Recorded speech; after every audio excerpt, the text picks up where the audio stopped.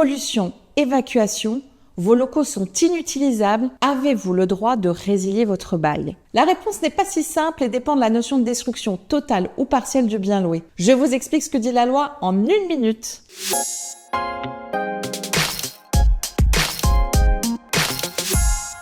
Locaux commerciaux évacués après un sinistre, peut-on demander la résiliation du bail? C'est la question qui s'est posée récemment devant la Cour d'appel de Paris. Voici ce qu'il faut en retenir. Après un incendie à proximité de locaux loués, des fibres d'amiante ont pollué l'extérieur du bâtiment. Le bailleur a demandé aux locataires d'évacuer par sécurité jusqu'à la fin du désamiantage. 4 mois plus tard, le locataire demande la résiliation du bail, invoquant l'article 1772 du Code civil. Alors cet article, il prévoit quoi? Il prévoit que si le bien est loué et totalement détruit par cas fortuit, le bail est résilié de plein droit. Mais le bailleur refuse.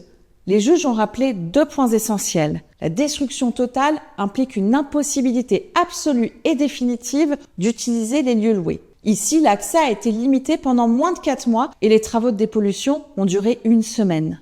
2. La destruction partielle suppose que le coût des travaux dépasse la valeur du bien, ce qui n'était pas le cas en l'espèce. Conclusion, ni faute grave, ni inexécution contractuelle ne peuvent être reprochées au bailleur. Le bail reste donc en vigueur. Ce jugement montre bien l'importance de la distinction entre destruction partielle et totale dans un bail commercial. Si vous avez des questions sur vos baux commerciaux, je suis à votre disposition pour en discuter et dites-moi en commentaire ce que vous pensez de cette décision.